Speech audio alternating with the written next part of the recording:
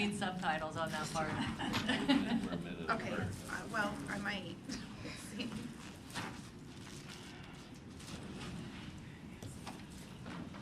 Good evening. We'll call the special meeting of the Auburn City Council to order. And Sean, will you please call roll? Deputy Mayor DeCoursey? Here. Councilmember Baggett? Here. Councilmember Brown? Excused. Councilmember Jayraj? Excused. Councilmember Malenga? Excused. Councilmember Stearns? Here. Councilmember Trout Manuel? All right. So we have one item on the agenda this evening for this special council meeting, and it's the discussion on general fund and general government capital and street funding. It's an overview, and we have Director Thomas at the table. Cups are ready. Thank you, Mayor. Thank you, Council. I'm here tonight to go over, give an overview of the general fund and the city's financial condition and review of the general fund tonight. I brought some visual aids, hopefully to make it more exciting, or actually hopefully more easier to understand as I'm going through some complex information. So because governmental accounting and budgeting is a little bit different than what most of you are probably used to, I was going to start, before we start talking about the general fund specifically, just lay a little bit of groundwork, how we budget and account for all of the different revenue and services that the city provides, which is what I'll be using the cups for. I'll go over some of the reserve policies that the city has in place, mostly for our own internal policies that are in alignment with best practices. And then after that, I'll talk about our current general fund financial condition and some of the things that we should be thinking about as we start going into the 21-22 budget season in the next couple of months. So the first is just a review of our legal requirements as far as adopting a balanced budget by December 31st at the beginning of the, or right before the biennium begins. I talked about this a couple of weeks ago when I introduced our department and some of the budget framework that we have to work with. I think the most important things to take away from this slide is that we have to adopt a balanced budget, so we can't legally appropriate more money than we have, and we can't spend more than we've been given authorization by the council for. And then it has to be adopted by December 31st of this year.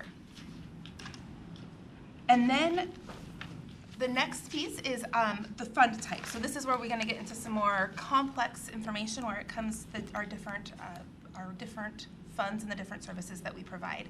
In general, we have 3 different types. We've got our governmental funds, our proprietary funds, and our fiduciary funds. And I'm going to actually work backwards with fiduciary funds, and I'm going to work our way over to the general fund, which is the focus of tonight. So our fiduciary funds is really money for other people and other programs, other services, not necessarily for the city's general use. The city has two fiduciary funds, a fire pension fund, which is an agency fund. That is where we pay all of our LEF 1 and our pre-LEF firefighter retirees out of that pension fund. So they receive pension payments from the city, along with when we receive our paychecks twice a month. The pensioners also receive money from the city, and that money comes from the fire pension fund. It's a fully funded pension program. We add a few more dollars, a little over $100,000 each year from the state in fire insurance tax premiums that come from the state. But for the most part, that fund is entirely fully funded. But that money can't be spent for anything else other than those pension payments.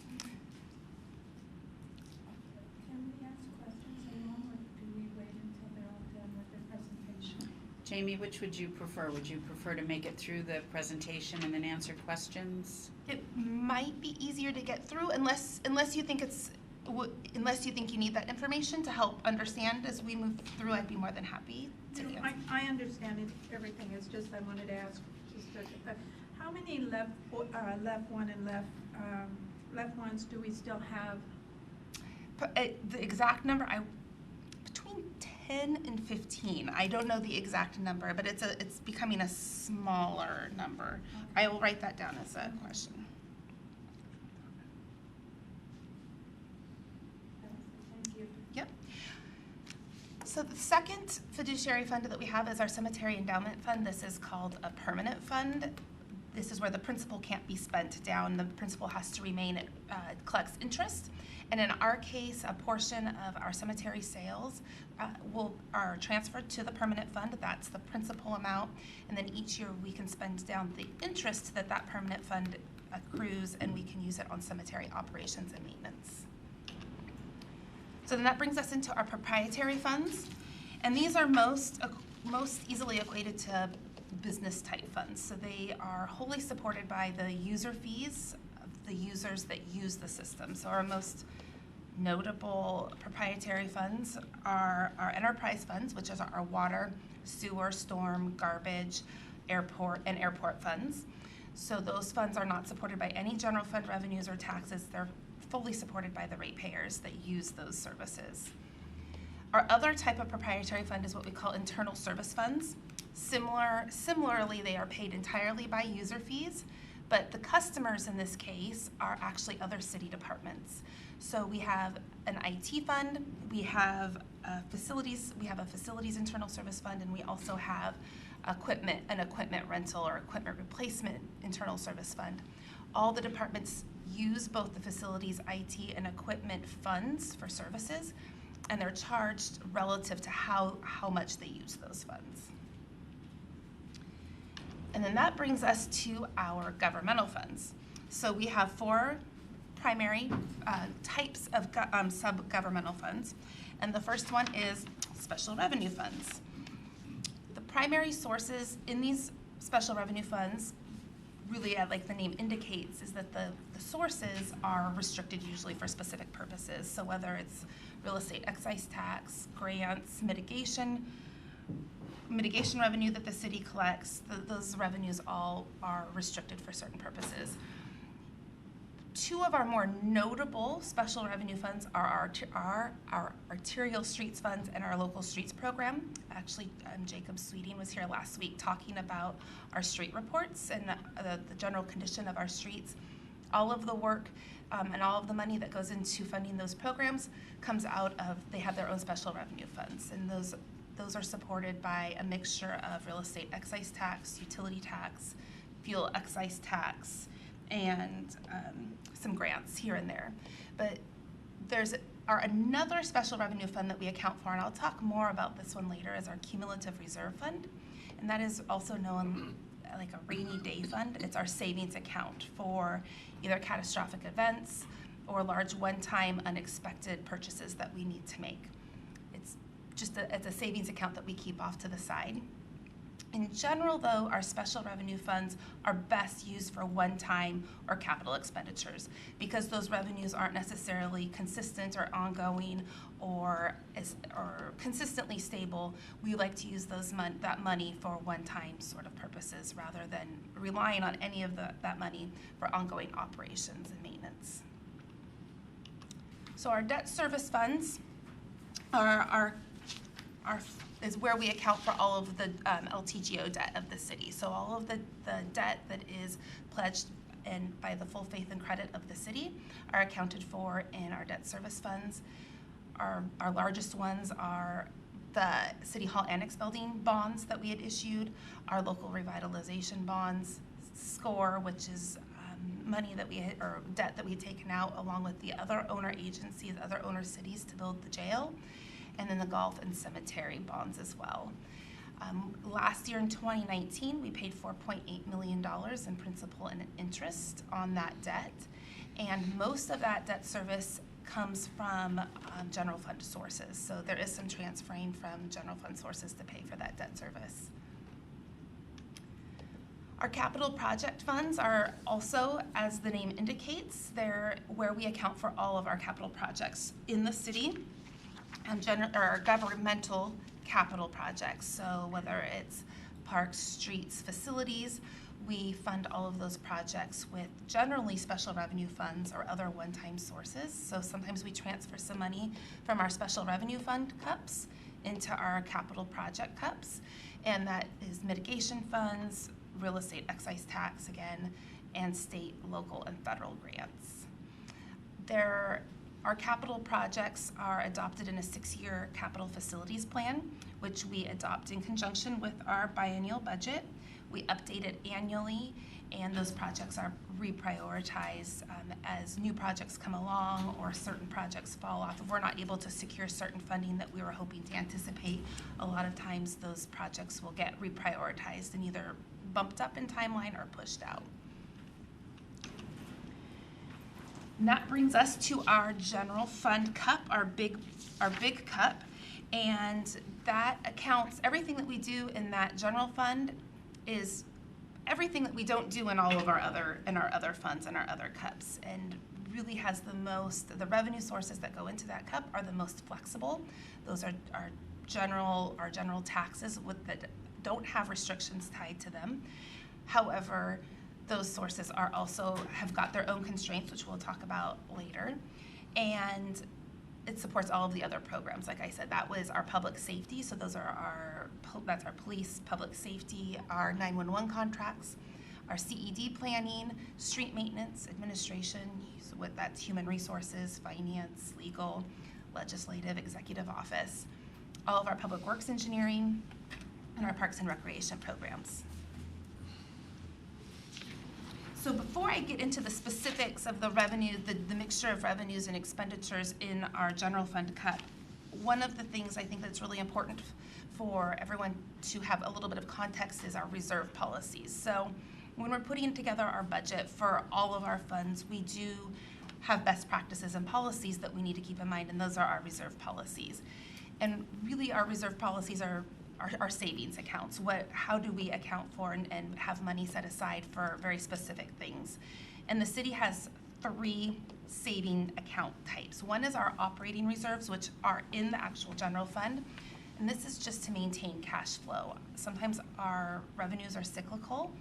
Our largest revenue, property tax, comes in twice a year, but we continue to have expenditures all throughout the year. So having that operating reserve is really just making sure that we've got the cash flow to maintain even operations all throughout the year. Our stabilization funds, which we call our cumulative reserve fund, which is one of those special revenue funds that I had been talking about earlier, that's our primary savings account for unexpected or unanticipated events. And then our third is actually our replacement reserves, and that is completely budgeted for and planned for. That is for the replacement of IT equipment and vehicles, rather than making and budgeting for one large purchase every 5 or 10 years to replace equipment and vehicles. We set aside a little bit every year to even out the budget and smooth the budget, so we're not hit with peaks and valleys as far as replacement costs go in the budget.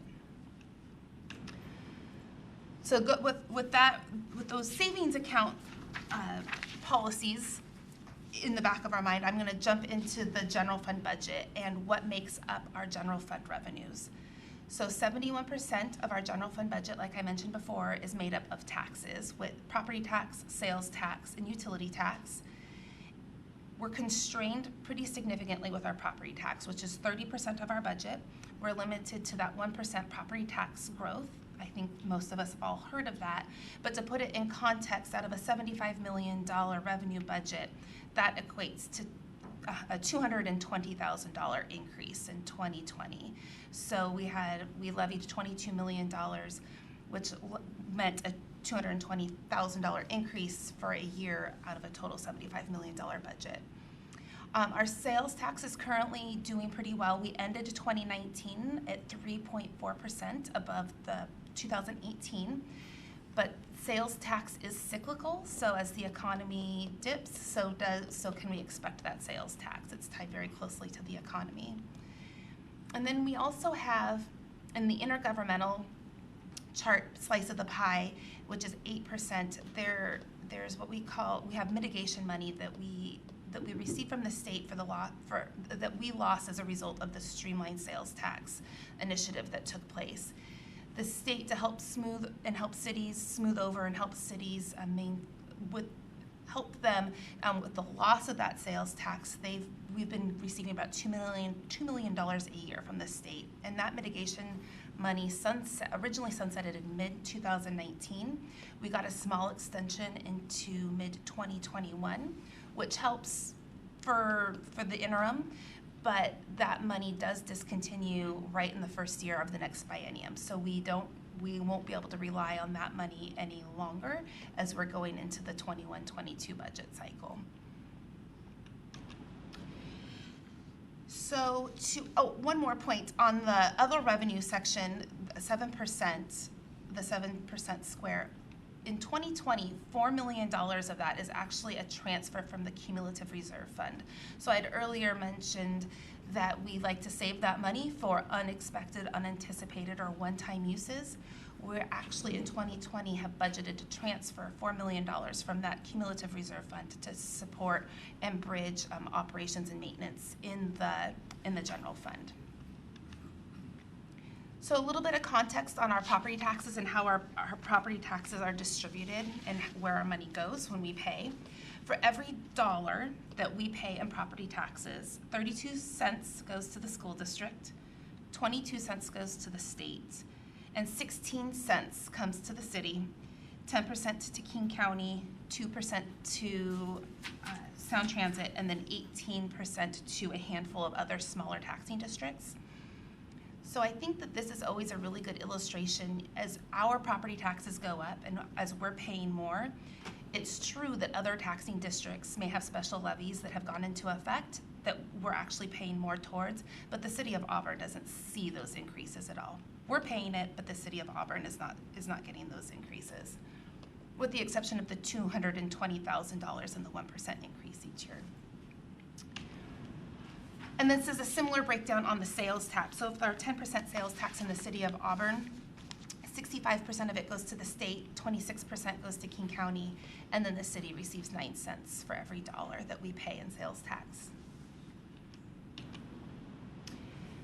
So this is a look at our expenditures and how we are spending our expenditures, which is off the bat, 61% of our general fund goes to salaries and benefits for our employees.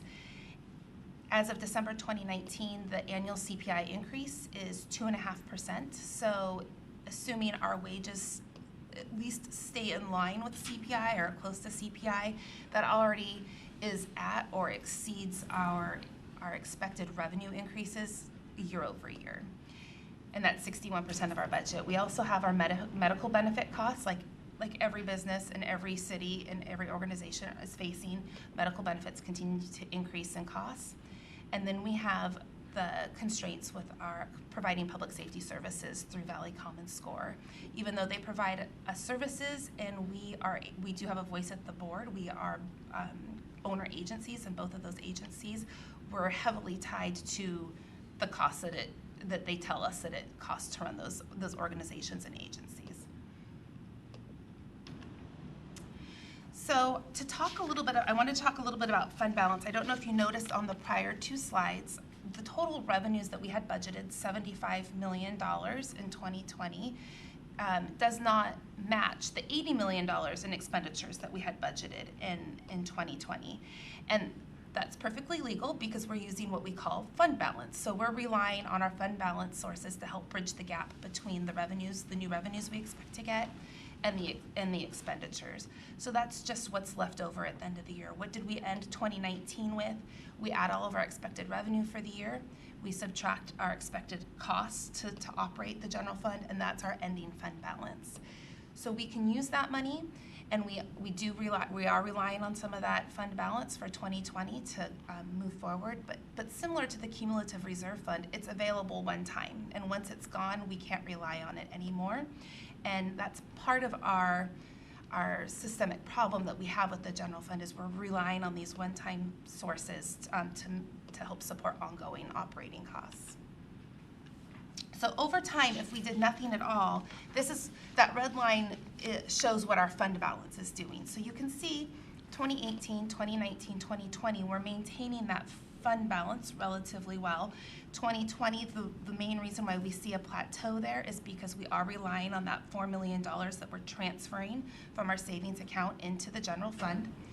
But by the time we get into 2022, we start to dip below our minimum operating reserve policy requirements to be able to maintain comfortable cash flow. And then by the time we hit 2024, we run into negative fund balance. Now, we're never going to spend more than we actually have. That would be impossible. This is just more to illustrate that if we continue doing nothing, we would run out of money and it would be gone by 2024. I want to highlight, though, that this isn't new information. I think that the council has seen this graph before. It's changed actually very little in the last couple of years. We're starting to see that it's been called the fiscal cliff hit about the same time in 2024. This is something that most cities have been facing for the last 5 to 10 years, and most cities have already had to address this. And just highlighting that this is no new information, nothing has changed in our financial condition of the city. And for now, we're in good standing. We just are looking out. If we do nothing else, this is what we're looking at in the future. So why do we have that gap? This chart just illustrates year by year that how much our expenditures are exceeding our revenues each year. So on average, we expect our revenues to increase about 1.5% each year, whereas our expenditures are increasing on average of 3.9% by each year, which leads to kind of a growing gap between our revenues and expenditures year by year. In 2020, we have about a $3.2 million gap between revenues and expenditures, and by the time we get to 2024, we have a $12.3 million gap. So, in summary, it's a lot of information. We're just long-term, the model is not fiscally sustainable. Again, we've known about this for a while. Our time has come to we need to do something to address it as we're going into the 21-22 budget. Our fiscal imbalance really began this year, and we knew that when we adopted our 2019-2020 budget with the transfer of $4 million from the cumulative reserve. And so we have some decisions that we need to make in this upcoming budget cycle, whether or not we're considering new revenues, enhancing existing revenues, or making some significant service cut adjustments. And next week, Burke Consulting, a company that we had worked with to gather a lot of data, both our data as well as gather information and data throughout the state and look at what other cities have been doing as far as addressing this general fund model.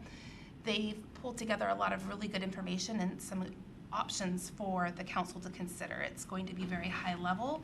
It's going to be another kind of a review of where we're at, where we're headed, and maybe some really good information to consider. They're going to try keeping it high level and give us an opportunity to talk more at a later date, but just to start getting you guys comfortable with what are some of our options and what can we do into the 21-22 budget process. So with that, were there questions? Questions? Councilmember Baggett. Jamie, a quick question, and back on the left board. Yep. The fund types. Where does the police portion of that come into play? That's OPEB. That should be an internal service fund that we have. So they're more part of in city operations rather than an agency fund. They don't have. Oh, it's not a fiduciary. It's not a fiduciary fund. Good. Yeah. Thank you. Deputy Mayor DeCoursey. Thank you, Mayor. So, Jamie, on slide 12, you have the streamlined sales tax mitigation. Didn't we have a short reprieve on that from the legislature? I don't recall exactly. Was it a 2-year statement? Well, it's supposed to be for 4 years, but it's not committed for that budget cycle yet. We will continue to make sure that it's in the forefront. In fact, we met earlier this year late last year with Representative Sullivan to make sure that he's still aware of that. And Kent, since we work so closely, Kent has taken a significant lead for us in that regard, because we're considered the number 1 and number 2 losers in that category. Okay, great, thank you. So I know when, we'll talk about later, when we were in Olympia, we heard a lot of discussion, and we actually brought it up to Representative Stokesbury about the bill to make it permanent. Yes. So I know we're all talking about that, so hopefully the legislature will get the idea and actually make it permanent. Yes. But thank you. Thank you. Other questions? Yeah, one more. Okay. Yes, back to the last picture. Okay. Deputy Mayor? So Jamie, on your, get the right slide up here for the questions. So on your summary, the bottom of the summary says our decisions need to be made this year, caps, during the 2021-2022 biennial budget process. So I guess I'll ask in very broad terms, when we say decision making, are we looking at the potential corrective action through 2024? Or are we looking at just some short? Be financially responsible, we really need to be thinking beyond the 2021-2022 budget. Perhaps at some time we could bring that back into council after Burke is done to kind of look at those options to see how those lines move again. Yep. To help us a little bit better to get some potential ideas of decision-making before we go forward with our Yep, budget process. And that's one of the things that Burke will be bringing. They'll be bringing different options and what kind of fiscal impact that would have, those options would have. Okay, great, thank you.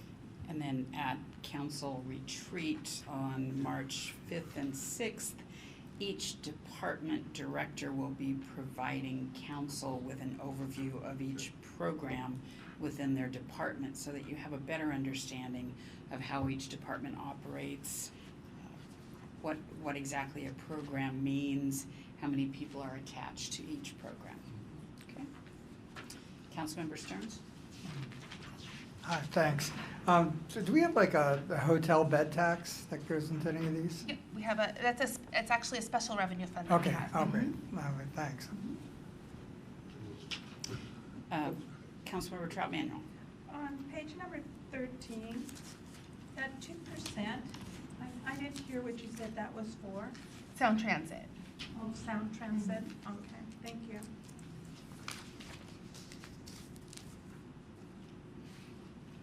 Deputy Mayor DeCoursey? So back on page 11, replacement reserves, facilities, is that for maintenance, repair of facilities? Yes. So we don't actually have a potential replacement reserve to replace the facilities that? Not anything that large, no. Okay. Something we Not may for like wanna- an M&O building or a Yeah, public something we safety may wanna building, start no. looking at, yeah. Okay, thank you. So Jamie, a question back on page 13 where you've got the dollar divided out. It used to be that the Auburn School District was closer to 50 cents of each dollar. My guess is because the state took over some of the funding for the schools, that's why the amounts have shrunk for the school district and have increased for the state. Is that correct? That's a fair assessment. Now, this is for 2019, so it Right. could very well look different for 2020 as well. But Yep. 2019 or 2018 is when the state took over. So Yes. And I'm assuming redistributing that it. is, Mhm. yes, redistributing those dollars. Correct. Councilmember Trout Manuel, Okay, your microphone, please. on the. Still your mic. It's on. No, it's Oh, not. Now it is. Sorry, wrong light I'm looking at. On page 13, the dollar, and the question on the King County, it says that we pay them 10 cents. Then on page 14. So that we don't pay them 10 cents. Of each property tax dollar that is collected by the county. They get 10 They cents. receive 10% or 10 cents of Yeah, each dollar. and then yes. just to make me understand it better, and then on page 14, 26% goes to, 26 cents goes to King County On sales tax. on sales tax. Yes. It'd be nice if we got more. It would be nice if we got more. Let's switch those four out. Let's see if we can do that. Thank you. But a majority of that, well, no, not for sale. Well, sales tax, some of that is voted upon as well. We have some options. Yes. Most of the King counties for property taxes are, some of that is voted upon, like Best Starts for Kids levy, the King County Parks or Metro Parks levy, and some other ballot measures would be considered in the property tax dollars and sometimes in the sales tax dollars. Could, Councilmember Trout Manuel. Oh, it's just a finishing up, but go ahead. well, go ahead and finish up. Okay. Your microphone isn't on. Is there any way that we could get a list of, just to refresh my mind on what all the 26 cents to King County covers? Like what Nancy was saying, some of it goes to Best Starts for Kids, and then also for the parks, and it'd be nice just to give me an idea of where this money is going to as well. I will see if we can get that. Okay. Yep. All right, that's my last question. Thank you. Councilmember Stearns. Yeah, on slide 12, the charges and all the fines. So I was just wondering, what is our collection rate? I mean, do we get like 100% of what we charge? We have to, how much do we have to write off? How long is the gap if we, I've worked with, healthcare organizations where they spend forever just trying to increase their collection rate. We actually have a really good, so most of our charges for services are charges and fees that we collect up front before the service is before it's provided.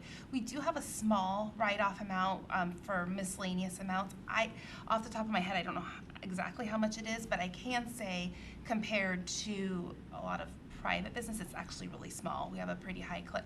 Most of who we're billing, we have long-term contracts, either large businesses or other government agencies.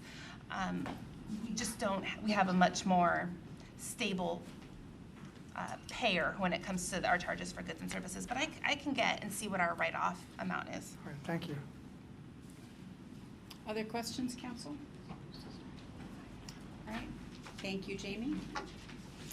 All right, since this is a special council meeting and this was the only item on the agenda, we will adjourn until 7 p.m. when our regular council meeting will begin. We stand.